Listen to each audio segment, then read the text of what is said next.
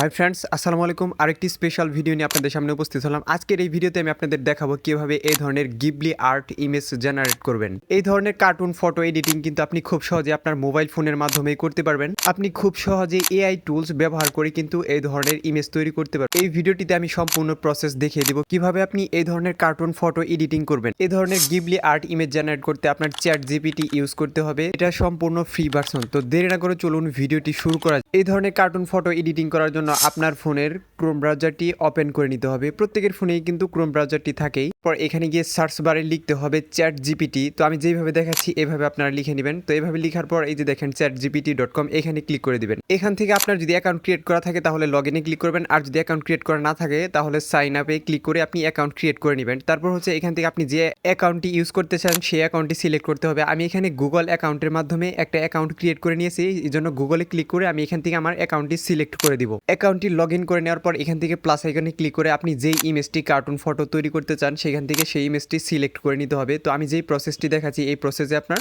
ইমেজটি এখানে সিলেক্ট করে নেবেন। অর্থাৎ এখান থেকে আপনার গিবলি ইমেজ আর্ট তৈরি করার জন্য এখান থেকে আপনার যেই ইমেজটি আপনি ব্যবহার করতে চান সেই ইমেজটি এখান থেকে সিলেক্ট করে দিতে হবে।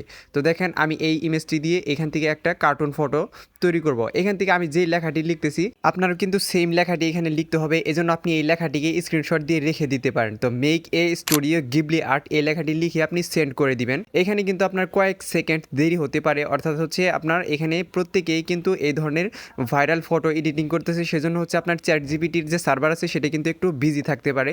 এজন্য এখানে একটু সময় বেশি নিতে পারে। আপনি ধৈর্য ধরে এখানে ওয়েট করবেন, তারপর দেখবেন যে অটোমেটিকলি আপনার পিকচারটি কার্টুন ফটোতে কনভার্ট হয়ে গেছে। এখন এই পিকচারটিকে ডাউনলোড করার জন্য ডাউনলোড আইকনে ক্লিক করে দিলেই কিন্তু আপনার ডাউনলোড হয়ে যাবে। তো ভিউয়ার্স, ভিডিওটি ভালো লাগলে দয়া করে আমার চ্যানেলটি সাবস্ক্রাইব করবেন। ধন্যবাদ সবাইকে।